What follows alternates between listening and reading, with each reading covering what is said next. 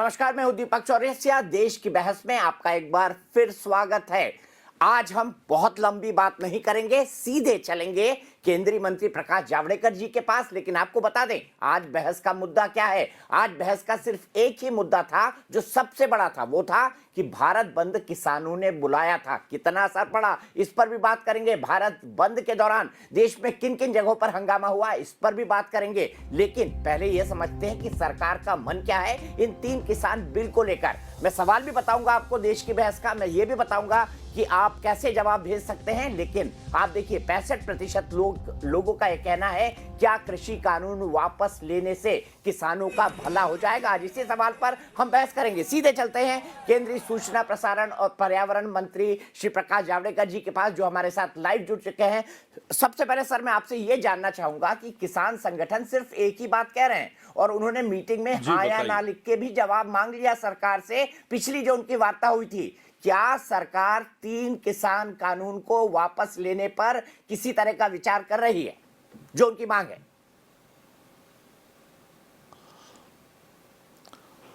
मुझे लगता है हमारे मंत्रियों ने जो सहभागी हो रहे हैं चर्चा में, उन्होंने साफ किया है कि कानून का सही परिप्रेक्ष्य में समझेंगे तो कानून बदलने की मांग ही खत्म होगी, क्योंकि जो गलतफहमियां पैदा हुई है उसको दूर करना जरूर हमारा काम है, जो हम करेंगे।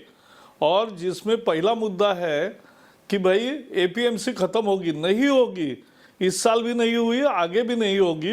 एक नई दुकान निकलेगी कि जहां भी किसान जा सकता है, लेकिन एपीएमसी में ही उसको अगर दाम मिला तो वो क्यों बाहर जाएगा?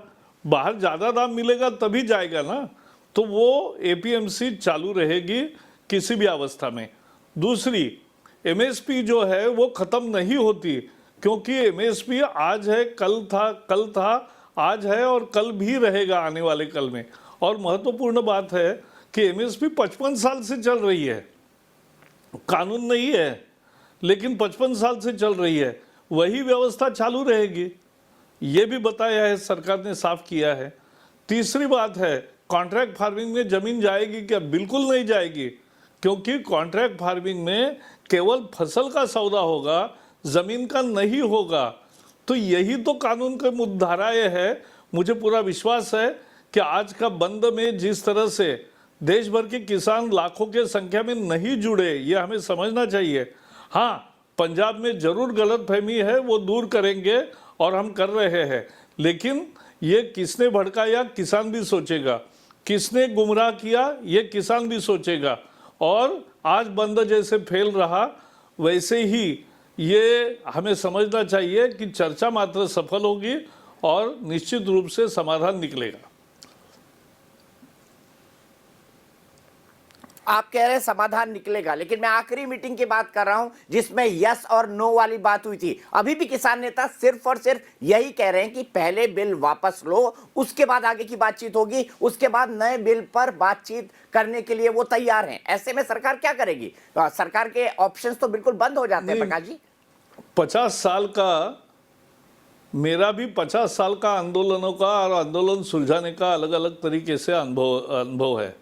और इस अनुभव को मैं ये कहूँगा कि ऐसा कुछ भी कहेंगे उस दौरान कि भाई यस और नो, ऐसे हर प्रश्न का यस और नो में जवाब नहीं होता है, और वो भी समझते हैं और फिर एक समाधान पे आते हैं। वो उसके लिए मैं मानता हूँ कि ये भी चर्चा ठीक दिशा में जा रही है, वो समाधान निकलेगा। आप कह रहे हैं समाधान निकलेगा, लेकिन आज भारत बंद की बात कर लेते हैं। कई राजनीति, जितने भी तमाम विपक्षी पार्टियां हैं, इन्होंने खुलकर बंद का समर्थन किया। कई जगह हमने तस्वीरें भी देखी, राजनीतिक पार्टी के कार्यकर्ता भारत बंद करवाते हुए देखे गए। क्या आपको लगता है किसानों के कंधे पर बंदूक रखकर विपक्ष चला रहा है? पहले तो आज समझना चाहिए कि भारत बंद आज का सफल नहीं रहा, क्योंकि देश के पूरे किसान उद्वेलित नहीं है, आंदोलित नहीं है। नहीं तो लाखों के तादाद में हर जगह किसान बाहर निकलते तो अलग चीज़ होती, ऐसा तो नहीं हुआ। हाँ, राजनीतिक पार्टी के चंद कार्यकर्ता इकट्ठा आकर कभी टायर जलाए, कभी कुछ किया, कभी 50 लोग रेलवे के सामने सो गए, इतना ही हुआ है। तो मुझे नहीं लगता कि बंद का कोई सफलता थी। बंद ये लोगों को भी समझेगा, पंजाब के किसान को भी समझेगा कि देखो देश का पूरा किसान नाराज नहीं है, देश का किसान इसका स्वागत कर रहा है और इसीलिए वो इस आंदोलन में नहीं आया है। तो इसलिए अब आंदोलन समाप्त करना ही बेहतर है और आंदोलन समाप्त करने का एक समाधान का निश्चित होगा कि जिसमें किसानों को भी ऐसा नहीं लगेगा कि हमने केवल आंदोलन किया, कुछ नहीं मिला, लेकिन उनकी जो आशंकाएं है वो दूर होगी।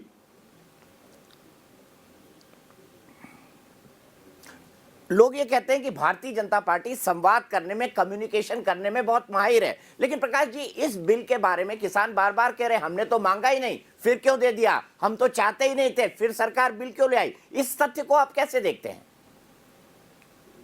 नहीं, ये भी गलत है। किसानों की 40 साल से दो ही मांगे थी। पहली मांग थी कि हमें लाभकारी मूल्य मिले, जो मोदी जी ने दे दिया, कॉस्ट प्लस 50%। लेकिन दूसरी मांग उनकी थी कि एपीएमसी के चंगुल से हमें आज़ादी दिलाओ, निजात दिलाओ, और वो आज दी है। ये किसानों की ही 40 साल से मांग है, आज की नहीं। और इसलिए बिल तो 2007 में एपीएमसी लॉ रिफॉर्म्स के बिल यूपीए सरकार ने तैयार किए थे और शरद पवार ने सभी मुख्यमंत्रियों को भेजे थे और 10 राज्यों ने स्वीकार भी किए। तो 10 राज्यों में आज एपीएमसी के सुधार लागू है ही। केरल जैसे राज्य में तो एपीएमसी है ही नहीं। तो ये सभी प्रकार अपने देश में मौजूद है। अब ये देश भर के लिए एक कानून बना तो उसका क्यों विरोध? 10 राज्यों ने खुद बनाया, वहाँ कोई विरोध नहीं कर रहा है, उनका स्वागत हो रहा है। तो यहाँ भी वही है।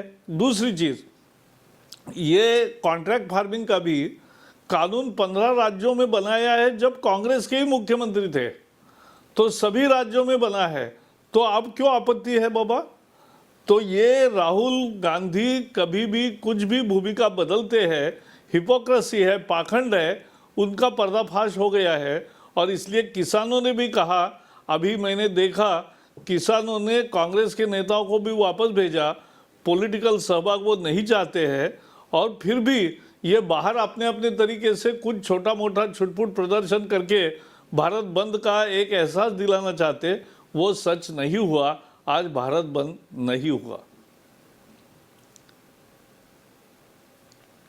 प्रकाश जी, भ्रम की स्थिति है कृषि कानून पर, यह साफ तौर पर देखने को मिल रहा है, लेकिन पंजाब में चीजें हाथ से क्यों निकली? क्या राजनीति है पंजाब इसके में, पीछे? और केवल इस पूरे पंजाब में आंदोलन के पीछे आप किन लोगों को देख रहे हैं?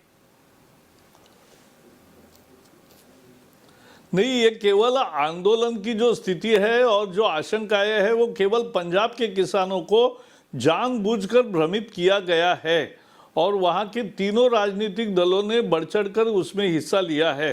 मुझे विश्वास है कि अकाली दल को तो मालूम है कि कैसे कानून बना है, क्यों बना है, और मालूम है, फिर भी उन्होंने तय किया, समझा कि एनडीए से हम बाहर जाएंगे, मंत्री पद का इस्तीफा देंगे। वो उनको भी अपनी गलती का एहसास होगा। और आज वास्तविकता है कि सारे देश भर में किसानों ने इसका स्वागत किया है और इसीलिए वो बंद में शामिल नहीं हुए। प्रकाश जी, ऐसा क्या हुआ कि अकाली दल जैसा आपका सबसे पुराना सहयोगी खुद इस बिल को नहीं समझ पाया? क्या आपको नहीं लगता सरकार के पार्ट पर कोई कमजोरी रही, इस बिल के बारे में ठीक संवाद नहीं हो पाया? क्या अकाली दल को आप रोक नहीं सकते थे? अकाली दल को आप मना नहीं सकते थे? नहीं, उनको रोकने के सारे प्रयास हुए, लेकिन फिर भी एक राजनीति की, उनकी पंजाब की राजनीति की एक मजबूरी होगी, उसके लिए उन्होंने किया होगा, या दूसरी कोई मजबूरी होगी जो वो बता नहीं सकते।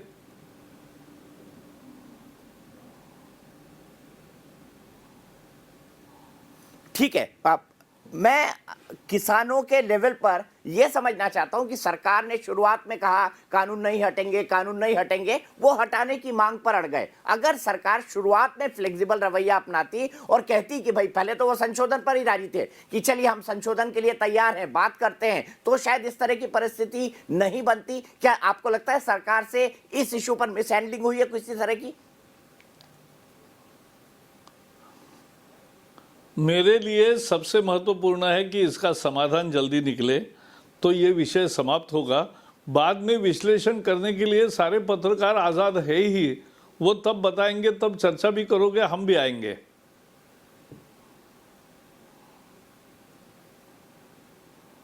प्रकाश जी, एक बात मैं आपसे और समझना चाहता हूं, अगर वो हाँ या ना में जवाब मांग रहे हैं और आप कह रहे हैं कि हर सवाल का जवाब ब्लैक एंड व्हाइट में नहीं होता, तो बातचीत के लिए फिर क्या स्कोप बचता है? क्योंकि आप खुद एक आंदोलनकारी रहे, आपने कई आंदोलन इस तरीके के देखे हैं। अब कल जब अगले दौर की बातचीत होगी तो क्या स्कोप रहेगा बातचीत के लिए? कल फिर यस और नो का पर्चा दिखा देंगे वो? नहीं होगा। आज के बंद के बाद किसानों को भी समझेगा कि देश भर के करोड़ों किसान इस आंदोलन में नहीं आए, तो इसका मतलब किसानों के केवल पंजाब में एक गलतफहमी के शिकार है, तो वो भी समझेंगे और ये स्थिति सामान्य होगी। आज के बंद का एक तरह से फायदा ही हुआ कि बंद किया, सच्चाई सामने आई, किसान को भी वापस जाना है और किसान को भी मजबूर हुआ है कि वो फिर से विचार करे कि इस तरह से अड़ियल रवैया कितने दिन चल सकता है। प्रकाश जी, आप पुणे से आते हैं और वहां पे भी कई इलाकों में कई सारी बड़े जिसको कैश क्रॉप्स कहते हैं वो होती है। आप बताएंगे अपना कोई उदाहरण जिसमें आपको लगा हो कि इस किसान ने कॉन्ट्रैक्ट फार्मिंग करी, सीधे ये कंपनी को बेच रहा है, जिसका फायदा हुआ?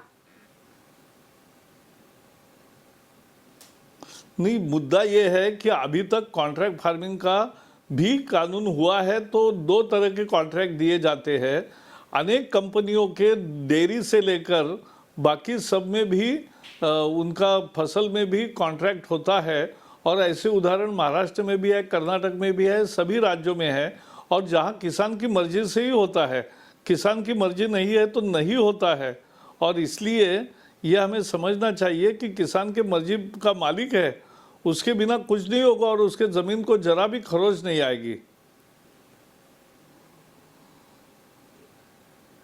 कॉन्ट्रैक्ट फार्मिंग तो लोग लगातार कह रहे हैं कि भाई 1980 जमीन से छिन जाएगी चल रहा अगर मैं है। कॉन्ट्रैक्ट फार्मिंग करूंगा, अगर मेरी शर्तें कहीं ऊपर नीचे हो गई।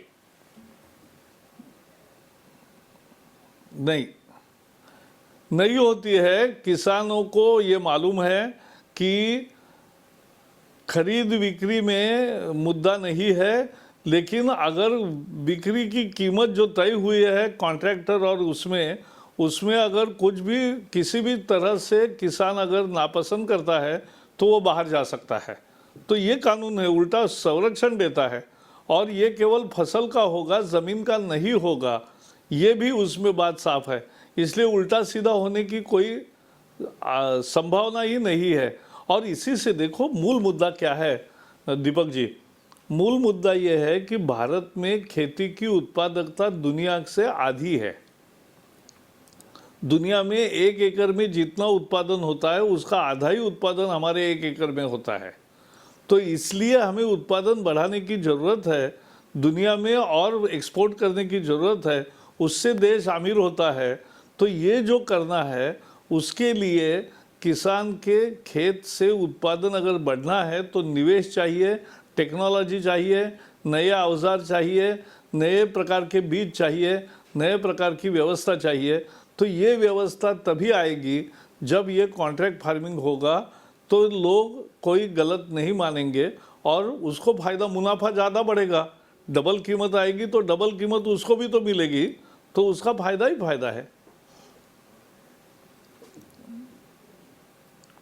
ठीक है, आपने कहा फायदा ही फायदा है। जो दूसरा मुद्दा है वो मिनिमम सपोर्ट प्राइस का है सर। अगर किसान चाहता है कि बिल में एक लाइन लिख दें कि आप मिनिमम सपोर्ट प्राइस देते रहेंगे तो शायद वो मान जाता।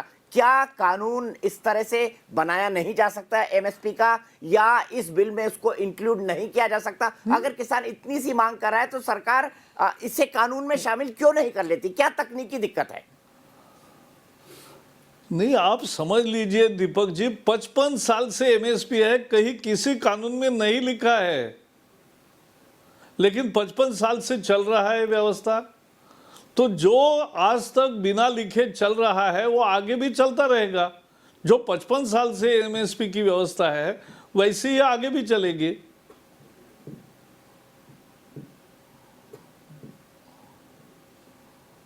ठीक है, एक आखिरी सवाल जानना चाहूंगा सर। कनाडा के प्रधानमंत्री का बयान आता है, भारत आपत्ति करता है, जी। यूके के कई सांसद सोशल मीडिया पर इसका समर्थन कर रहे हैं। हमने देखा हाल ही के दिनों में किस तरह के नारे इन किसान आंदोलन के अंदर लगे। हालांकि मैं मानता हूं कि वो एक बहुत ही मुट्ठी भर लोगों का धड़ा है, पर कौन इसके पीछे है? क्या इसके पीछे आपको कुछ कट्टरवादी सोच या अलगाववादी सोच नजर आती है जो पीछे से इसको पुश कर रहे हैं, इस आंदोलन को?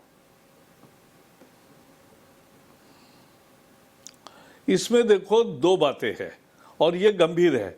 एक तो विदेश का संबंध होने के कारण विदेश मंत्रालय ने इसको अपने तरीके से डील किया है और ट्रूडो का कहना ठीक नहीं है ये भी बता दिया है। उनके वकील को बुला के भी, एम्बेसडर को बुला के भी बता दिया गया है और उसके साथ साथ जो सोशल मीडिया का है उसके बारे में भी जो कहना है वो कहा गया है। तो इसमें मैं अधिक कुछ नहीं कहूँगा, लेकिन एक सच्चाई है कि लंदन में प्रदर्शन हुए भारतीयों के, न्यूयॉर्क में हुए और कनाडा में हुए, तीनों जगह बहुत दुर्भाग्य से ये कहना पड़ रहा है कि वहाँ खलिस्तान जिंदाबाद के नारे लगे, खलिस्तान के झंडे दिखे, खलिस्तान के वो जो जिनका स्मरण करते वो चित्र दिखे, वही बैनर दिखे। तो ये बहुत गलत है। कौन कैसा ऐसे आंदोलन का भी कैसा लाभ उठाना चाहते, कौन सी ताकत है, ये भी हमें देखना चाहिए और उस पर नज़र रखनी चाहिए। तो सरकार क्या कर रही है ऐसे आंदोलन को लेकर, खासतौर पर जो अमेरिका और लंदन के प्रदर्शन की सरकार आप बात कर रही करें? है। कनाडा ने तो सार्वजनिक तौर पर कहा नहीं, तो इसीलिए सरकार बिल्कुल हरकत में है और सरकार निश्चित रूप से सब अब चित्र पूरा पिक्चर प्रोफाइल ही मिलती है। तो आप चिंता मत करिए, ऐसे किसी भी ताकतों को बढ़ने नहीं देंगे और निश्चित रूप से देश की एकता पर कोई आँच नहीं आने देंगे। चूंकि सर मामला पंजाब से जुड़ा है, एक बुरा एक्सपीरियंस पंजाब के साथ हमारा रहा है, तो क्या आपको लगता है इसलिए मुद्दा कहीं ज्यादा सेंसिटिव हो गया है? क्योंकि जिस तरह से आपने इन 3 प्रदर्शनों की बात की, वो भी देश के बाहर, वहां पे इस तरह के नारे लगे, ज्यादा सेंसिटिव हो गया है ये मुद्दा, आपको लगता है ऐसा? नहीं, ये देखो कुछ ताकतें ऐसी होती है कि किसी भी परिस्थिति में फायदा उठाने की सोचती है, लेकिन ये ताकतों ने बहुत प्रयास किया। हमने 50 साल कश्मीर में 70 साल से पाकिस्तान क्या कर रहा है देखा और उसका कोई परिणाम नहीं हुआ।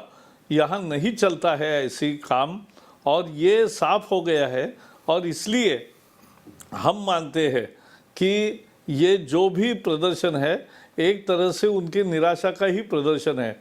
उनको सफलता नहीं मिल रही है इसका प्रदर्शन है और इसलिए ये सफलता उनको कभी नहीं मिलेगी। और किसान अलग है, राजनेता अलग है और ये ताकतें अलग है जो बाहर दिखती है। तो ये सभी को समझना चाहिए, किसान भी समझेगा क्योंकि किसान हमारा देशभक्त है, हमारा ही किसान है। जैसे बाकी देश का किसान है वैसे ही पंजाब का किसान है, यह हम समझते हैं। आखिरी चीज सर, नमस्ते। नेशनल टेलीविजन पर आप हैं, आप खुद सूचना और प्रसारण मंत्री हैं, मोदी कैबिनेट के सबसे वरिष्ठ सदस्य हैं, चलते चलते क्या कहना चाहेंगे किसानों को आज? किसानों को इतना ही कहूंगा कि अब ये यस और नो वाली भाषा नहीं चलेगी।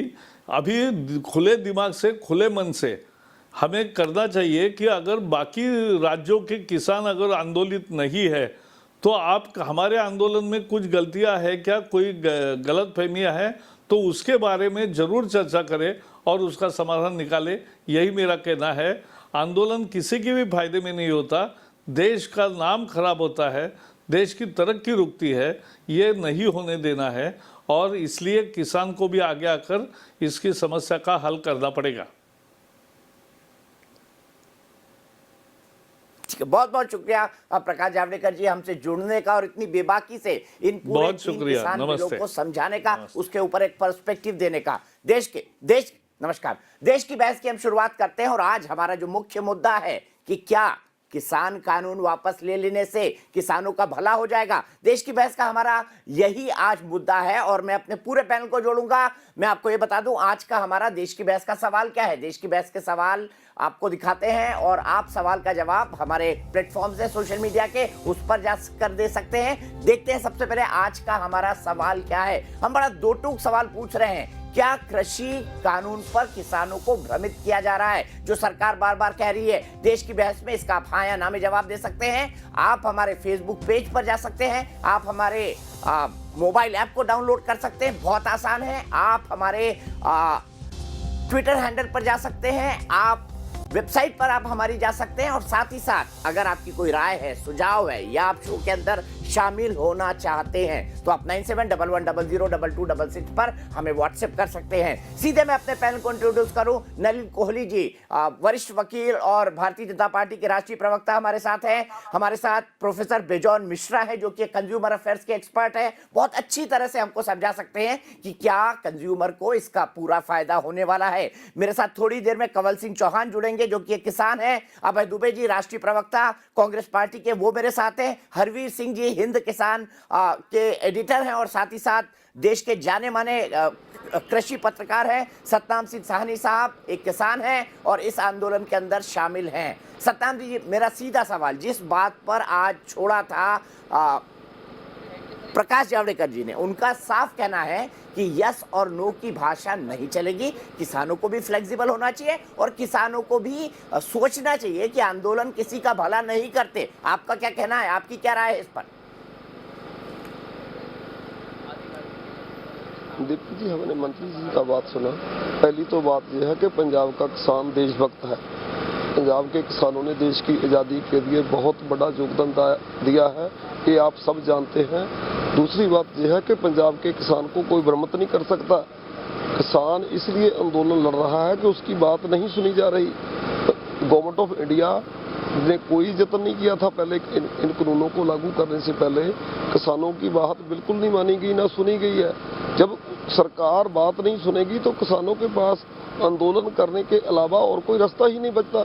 हम आंदोलन करते हैं कि हमारा एपीएमसी जो मंडीकरण सिस्टम है उसको आप ना छेड़ें। बहुत अच्छा मंडीकरण सिस्टम पंजाब का चलता है। दूसरी बात, एग्रीकल्चर स्टेट सब्जेक्ट। एग्रीकल्चर पिछले 70 सालों में किसी भी गवर्नमेंट ने इसमें डायरेक्ट दखल अंदाजी नहीं की।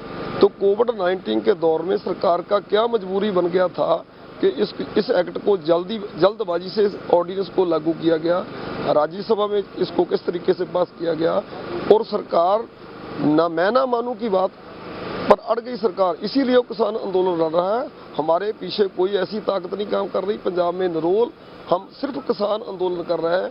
किसान आंदोलन के मंच पर हम किसी भी ऐसी ताकत को बोलने की इजाज़त नहीं देते, किसी पॉलिटिकल पार्टी को बोलने की इजाज़त नहीं देते। हमारा आंदोलन राजनीति से बिल्कुल अलग है।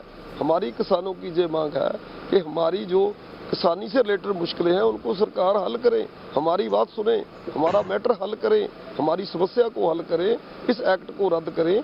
यदि इस एक्ट में कुछ बुरा नहीं सरकार कह रही है इस एक्ट में कुछ भी बुरा नहीं है, लेकिन हम किसान कहते हैं इस एक्ट में कुछ भी भला नहीं है।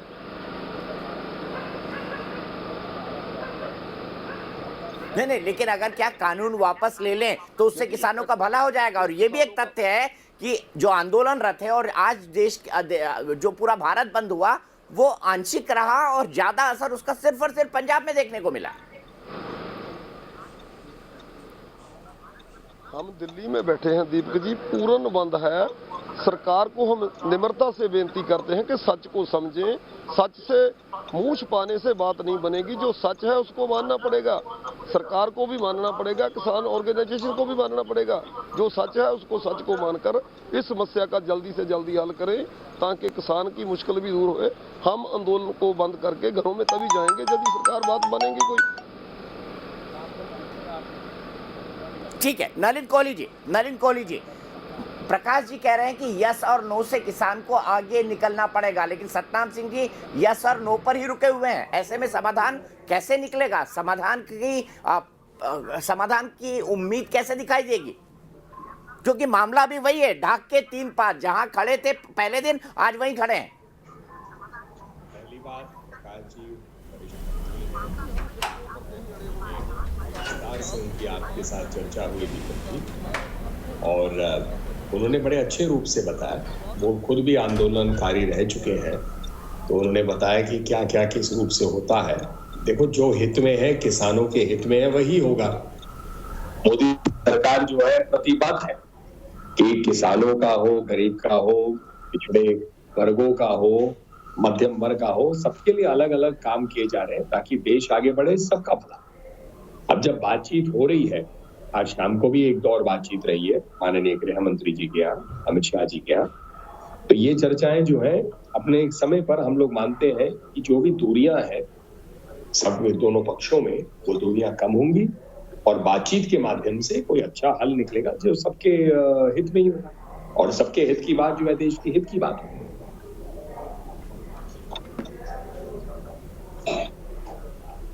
ठीक है अभय दुबे जी, आप भी राजनीतिक मलाई इस आंदोलन से खाना चाहते हैं। आपके कार्यकर्ता भी आज देश भर में जगह जगह बंद करा रहे थे। भाई, आह्वान तो किसानों ने किया था, आपके कार्यकर्ताओं ने किसानों के तरफ से खड़े होकर बंद कराना क्यों सोचा?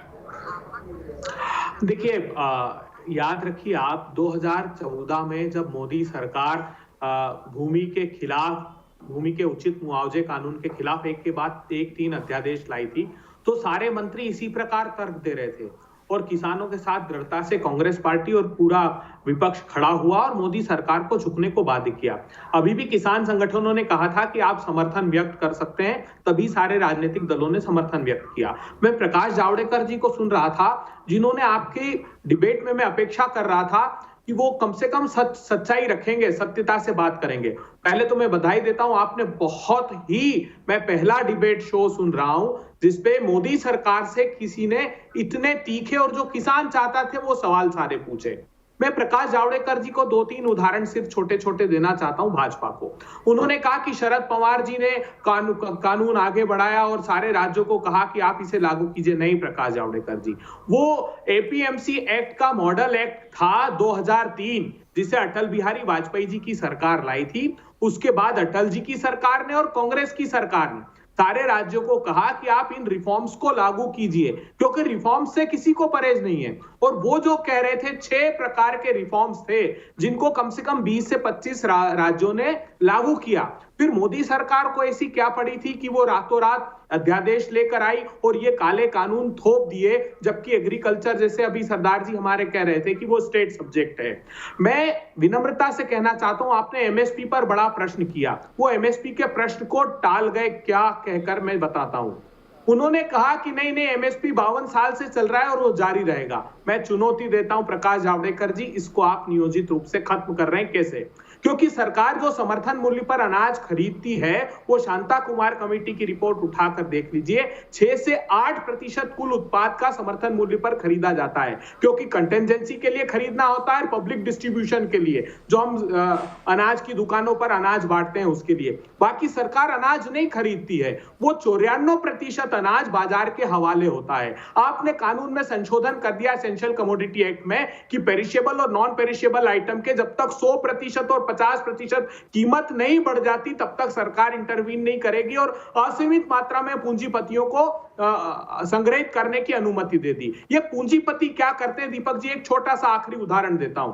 ये जब बाजार में फसलें किसानों की आने वाली होती है तब वो संग्रहित अनाज को कुछ मात्रा में उतारते हैं और प्राइसेस क्रैश कर देते हैं। सीएसीपी, जो लागत और मूल्य आयोग है मोदी सरकार का, उसने बहुत बड़ा आरोप मोदी सरकार पर खुद पर लगाया। उसने कहा मोदी सरकार दाल खरीदकर सस्ते दाम में बाजार में ऐसे समय उतार देती जब किसान की फसलें आने वाली होती और उनको दाम नहीं मिलते।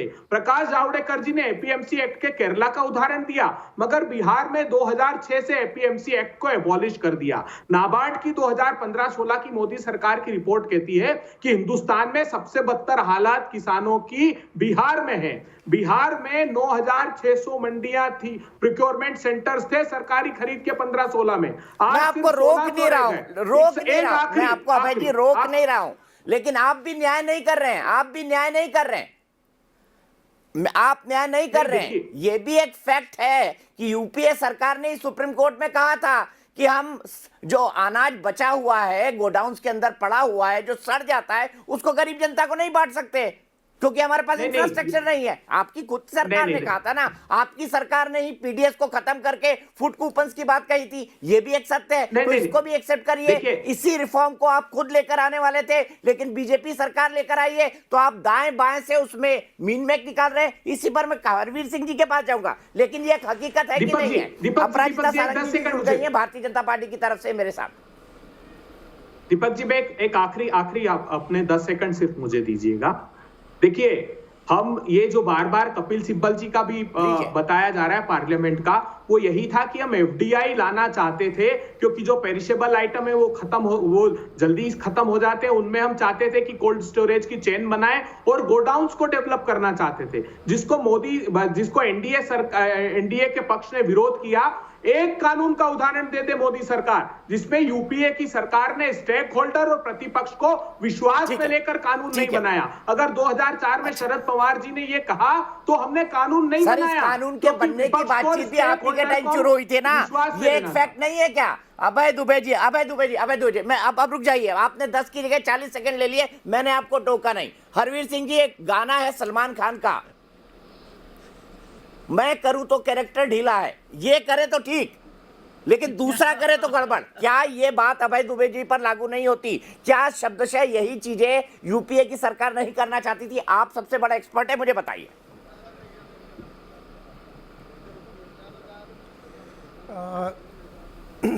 देखिए दीपक जी, सुधार की गुंजाइश हमेशा रहती है और सुधार होना चाहिए। और एग्रीकल्चर को लेकर के जो सुधारों की प्रक्रिया है या उसके ऊपर जो बातचीत है, वो पिछले 20-25 साल से चल रही है, अलग अलग मसलों को लेकर के। वो कभी एसेंशियल कमोडिटीज़ एक्ट है, उसमें तमाम सारे सुधार किए गए, बहुत सारे उत्पादों को उसके बाहर निकाला गया। फिर इसको काफ़ी लिबरल किया गया, उस केंद्र ने कानून में बदलाव किया था जब एनडीए की गवर्नमेंट थी वाजपेयी जी की। फिर जब दाम इतने बढ़ गए, फिर ये कांग्रेस की गवर्नमेंट आई तो उन्होंने फिर उसमें बदलाव कर दिया। इसी तरीके से जो एपीएमसी का जो एक्ट की बात है, एक मॉडल एक्ट को लेकर के लगातार चर्चा रही है। और ये जो पहला 2003 वाला एक्ट था, उसके बाद फिर से एक model agriculture produce market committee act आया, जिसमें कहा गया कि इसमें बदलाव होना चाहिए, क्योंकि मंडियां भी एक तरीके से परफेक्ट नहीं है। मैं इसमें कोई सपोर्ट नहीं करता कि मंडी बहुत अच्छी जगह है, लेकिन यह है कि हमारे पास कोई वैकल्पिक व्यवस्था क्या है। और ये जो बाज़ार का मॉडल है कि आप मंडी के पैरेलल बिना टैक्सेशन के दूसरा मॉडल खड़ा कर देंगे, ये मंडियों के लिए घातक है। ये उस तरीके का सुधार नहीं है जिसकी इस वक्त देश को ज़रूरत है। तो ये तो देखना पड़ेगा कि ऐसा क्यों किया है। अब कांग्रेस ने एफडीआई इन रिटेल जब लाने की बात की थी, बात सही है कि उस वक्त ये था कि जो पेरिशेबल कमोडिटीज़ हैं, जो फल सब्जियां हैं, उनको एपीएमसी एक्ट के बाहर कर दिया जाए, जिससे कि इसमें प्राइवेट ट्रेड फ्लोरिश हो और वो तेज़ी से आगे बढ़े, इंफ्रास्ट्रक्चर का डेवलपमेंट उसमें हो। जो कोल्ड चेन हमारी है उसमें 100% एफडीआई ऑलरेडी अलाउ है, लेकिन कोई इन्वेस्टमेंट अभी भी नहीं उस तरीके से उसमें आ रहा है।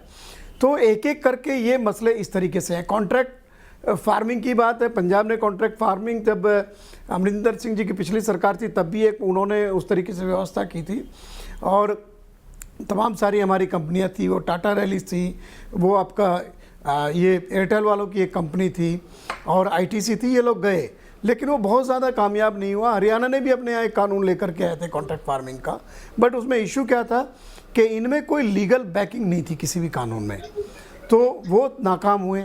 अब कॉन्ट्रैक्ट फार्मिंग का ये एक मान लीजिए कि हमारे देश में ये कानून आ भी गया है, लेकिन मेरा मानना है कि ये कोई इतना कोई सक्सेस होने वाली चीज़ यहाँ पे नहीं है, जितना फ्रेगमेंटेशन है, जितनी छोटी जोत है किसानों की।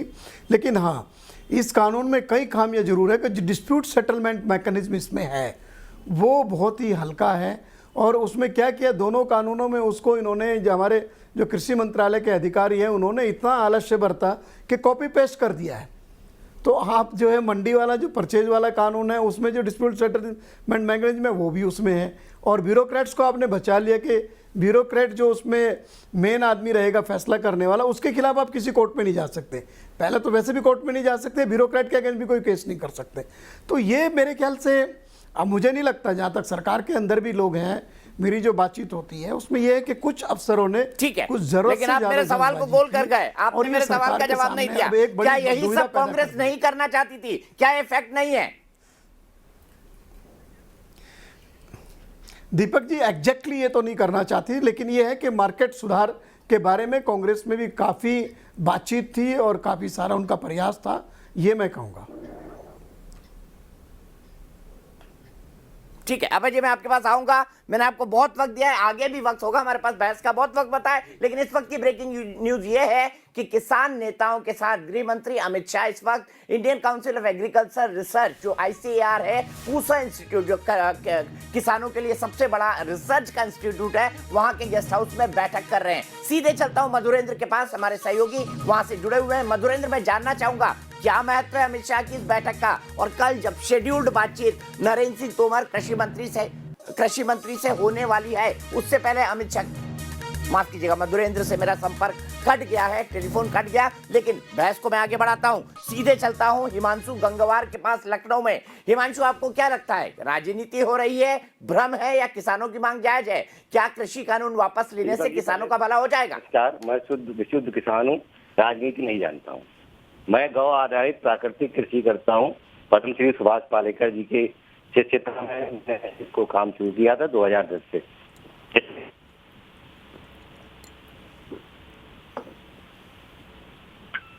हम खेती कर रहे हैं, इसमें ना यूरिया की जरूरत है, ना DAP की जरूरत है, ना किसी कीटनाशक की जरूरत है, ना किसी फंजीसाइड की। उत्पादन लगभग रासायनिक खेती के बराबर आ रहा है। तो मैं इस बहस में नहीं पढ़ूंगा कि APMC मंडी होनी चाहिए या नहीं होनी चाहिए, क्योंकि हमें तो इसकी जरूरत ही नहीं है। हमें तो जरूरत है एक शुद्ध भोजन की, एक ऐसी व्यवस्था की जिसमें कि किसान की लागत कम हो। अभी हम लगातार पिछले 1980 से अपने किसानों की लागत मूल्य लगातार बढ़ा रहे हैं। अगर हमने इसको कम कर दिया तो हमारी किसानों की आमदनी दोगुनी हो ही जाएगी। बाकी शुद्ध भोजन शहर वालों को मिलेगा, पर्यावरण शुद्ध होगा। ठीक है, तो आप अच्छी बात है हिमांशु जी, आप होपफुल हैं और एक बहुत ही वैल्यूबल सजेशन दे रहे हैं कि कैसे किसानों की लागत को कम किया जाए। लेकिन मैं कंवल चौहान जी के पास चलता हूं, वो भी एक किसान है, उसके बाद अपराजिता जी के पास जाऊंगा। कंवल चौहान जी, आप भी कॉन्ट्रैक्ट फार्मिंग और जितने भी नए एक्सपेरिमेंट्स हैं वो करते हैं, आपका अनुभव क्या है, और क्या आपको लगता है ये किसान कानून वाकई किसानों के खिलाफ है, और अगर खिलाफ हैं तो आप जैसे लोग क्या सोचते हैं?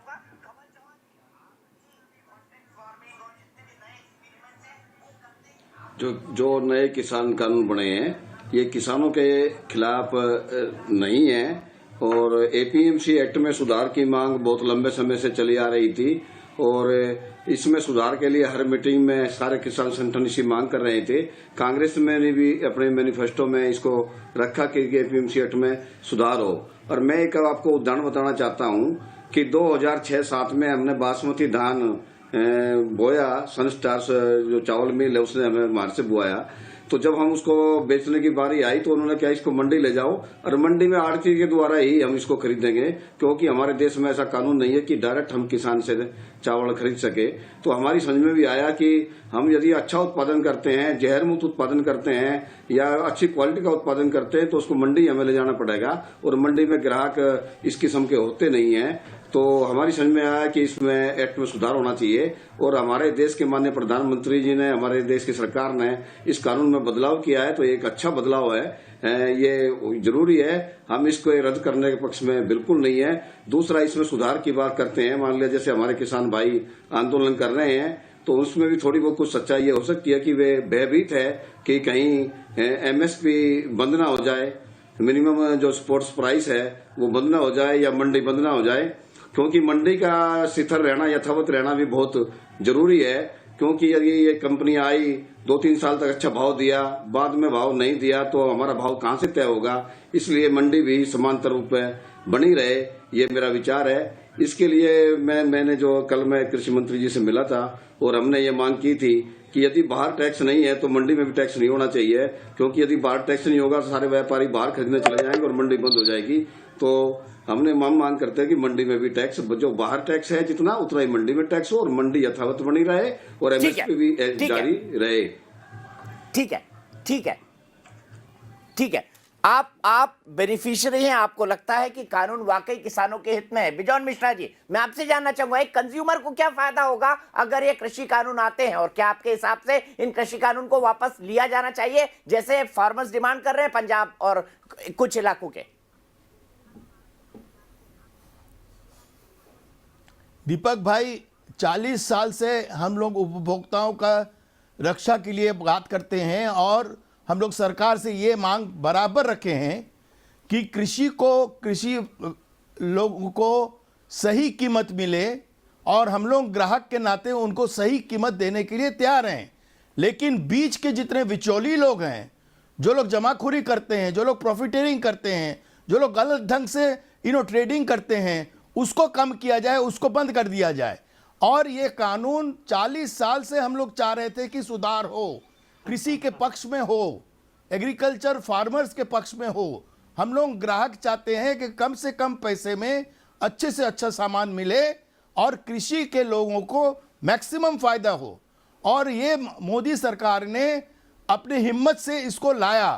कोई भी सरकार नहीं ला रहे थे, क्योंकि पॉलिटिकल था ये बात। हर व्यक्ति को मालूम है कि ये एक पॉलिटिकल रूप ले लेगा। लेकिन आज का सरकार हम लोग पॉलिटिक्स से बाहर निकलकर जनता के सेवा के लिए, कृषि के सेवा के लिए इस कानून को ले आया है। हर कानून में कोई ना कोई थोड़ा बहुत कम बेसी होता ही है। उसको हम लोग को बहस करके, चर्चा करके, आपस में बैठकर समझौता करके कानून को आप बराबर पार्लियामेंट में बदलाव ला सकते हैं, अमेंडमेंट ला सकते हैं। लेकिन जब इस पे बहस हो रहा था पार्लियामेंट में, तब ऑपोजिशन क्या कर रहे थे? तभी वो सो रहे थे क्या? वो पार्लियामेंट के बाहर में थे। वो लोग क्या पार्लियामेंट चाहते हैं कि रास्ते में पार्लियामेंट हो? आप घेराव करके पार्लियामेंट चलाएंगे? आपको तो पार्लियामेंट में बहस करना चाहिए था। उस समय क्यों नहीं किए? उस समय क्यों वो बिल को पास करने दिए? क्यों नहीं आप हर बिल को, हर कानून को जब हम लोग लाते हैं उसमें सबसे राय लिया जाता है, सबका राय लिया जाता है। सबका राय लेने के बाद फिर कानून बनता है। और कानून क्यों बनाया गया है? क्योंकि कानून का जरूरत था। हमारे देश में कानून का सख्त जरूरत था, क्योंकि बहुत शोषण हो रहा था किसानों का। हमारे देश में किसानों का इतना शोषण हो रहा था कि उसका कोई कमी नहीं है। आपको मालूम है कि ये 2 रुपया में यदि हम किसान को आलू के भाव देते हैं, हमारे तक पहुंचते पहुंचते 40 रुपया, 50 रुपया, 60 रुपया हो जाता था। तो हम लोग ग्राहक के नाते ऑलवेज चाहते थे कि किसान को सबसे ज्यादा फायदा हो, लेकिन हमारे देश में नहीं हो रहा था। ठीक है मिश्रा जी, मैं फिर आऊंगा आपके पास। आपने बड़े अच्छे से बातों को कही। अभय जी को ये आवाज भी सुनना चाहिए। लेकिन अभय जी, अपराजिता जी मेरे साथ है। अभय जी ने कई आरोप लगाए। वो बोल रहे थे हम ऐसा कानून नहीं चाहते थे, हम लिबरलाइजेशन तो चाहते थे, ओपनिंग अप तो चाहते थे, क्योंकि हमको ये करना है अंतर्राष्ट्रीय अनुबंधों के तहत। लेकिन वो ये कह रहे हैं कि ये कानून तो जो है ये बिल्कुल पूरी तरह से किसानों के खिलाफ है। और आज उन्होंने भारत बंद का समर्थन भी किया है। अपराजिता जी क्या कहेंगे अभय दुबे जी की बात पर?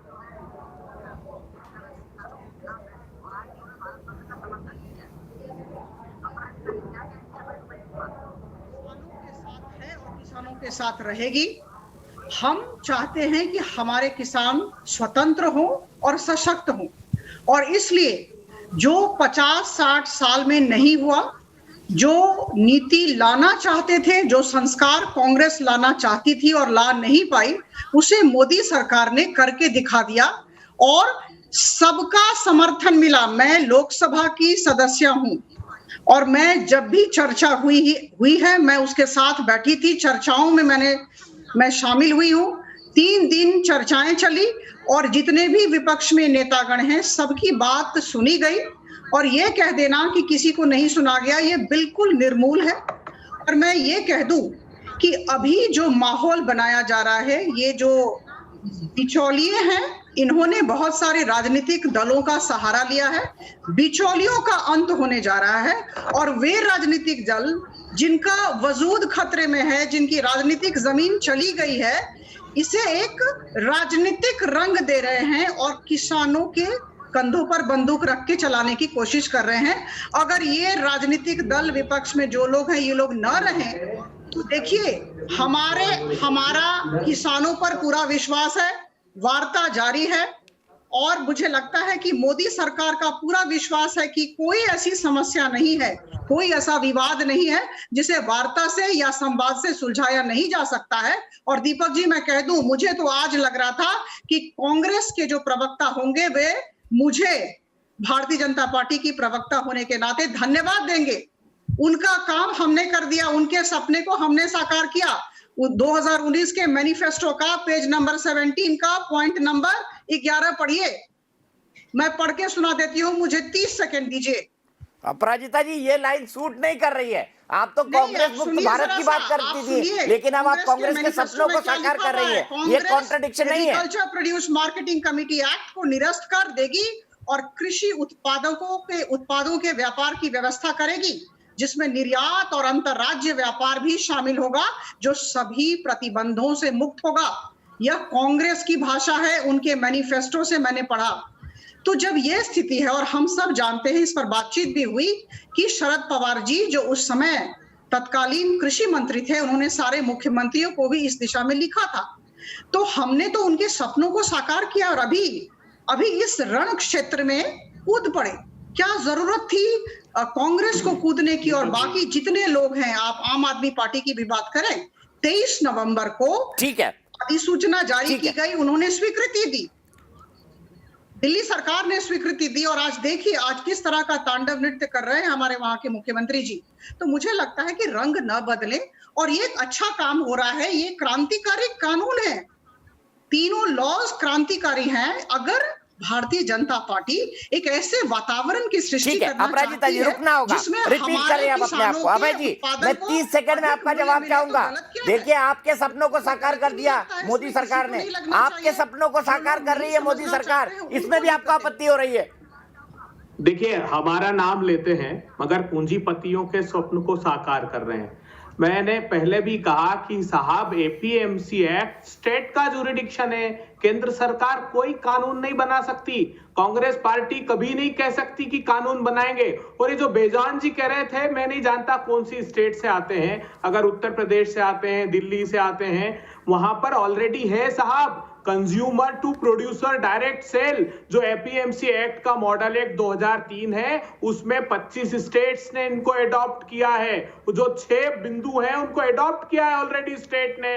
मोदी सरकार ने इंक्रोच किया राज्यों के अधिकार को, क्योंकि एग्रीकल्चर स्टेट लिस्ट में था, तो इन्होंने एंट्री 33 का उपयोग करते हुए जो ट्रेड है उसके आधार पर ये कानून थोप दिए। हमारे कॉन्स्टिट्यूशन है, माइक तक बंद कर दिए साहब, माइक तक बंद कभी थोपा नहीं जा सकता है। आरोप लगा रहा हूं, मुझे सुनिए, इसेंशियल कमोडिटी एक्ट को क्यों अमेंड किया, असीमित मात्रा में क्यों संग्रहित नहीं। बिहार में 9000 सेंटर थे प्रिक्योरमेंट, 1600 सेंटर रह गए हैं। अभय जी, रुक जाइए, विवेक जी आपको जवाब देना चाहते हैं, सम्मान करिए, वो देश के जाने माने कंज्यूमर एक्सपर्ट है। अभय जी, मैं 1 मिनट के लिए आपको और विवेक जी को आमने सामने करूंगा, लेकिन सतीश बंसल मेरे एक दर्शक जुड़ गए हैं और उनकी बात सुनने के बाद ब्रेक लूंगा। क्या कानून वापस लिए जाने चाहिए, सतीश बंसल जी? देखिए दीपक जी, व्यापारी लॉकडाउन के दौरान इतना ज्यादा बहुत पहले ही नुकसान में है, और ऊपर से जिस तरीके से चारों तरफ से बॉर्डर सील है, व्यापारियों का व्यापार करना बहुत ज्यादा मुश्किल हो गया है। इसकी भरपाई कैसे होगी? सभी फैक्ट्रियों में फिनिश गुड्स माल तैयार है और रॉ मटेरियल आ नहीं रहा, तो अर्थव्यवस्था का क्या हाल है पूरे देश को मालूम है। हमारी मांग है केंद्र की सरकार से कि जल्दी से जल्दी किसानों से बात करके इस आंदोलन को खत्म किया जाए, नहीं तो व्यापारी को व्यापार करना बहुत ज्यादा मुश्किल हो जाएगा। क्योंकि बिल्कुल ठीक बात की सतीश बंसल। दिल्ली ने बड़े डिस्ट्रप्शन देखे हैं, और मैंने लिखा था अपने ट्विटर पर कि एनसीआर का एक दुर्भाग्य हो गया है कि वो देश की राजधानी है। आए दिन आंदोलन और सड़क जाम, और लोगों को लगता है कि सड़क जाम करना उनका मौलिक अधिकार है, जो बिल्कुल गलत है। सुप्रीम कोर्ट ने इसके बारे में क्या कहा है, इस पर भी ध्यान दीजिएगा। फिलहाल ब्रेक के लिए रुकता हूं, ब्रेक के बाद वापस आऊंगा। अपराजिता जी भी है, अभय जी भी है, और साथ में विवेक जी भी है, बिजौन जी भी है।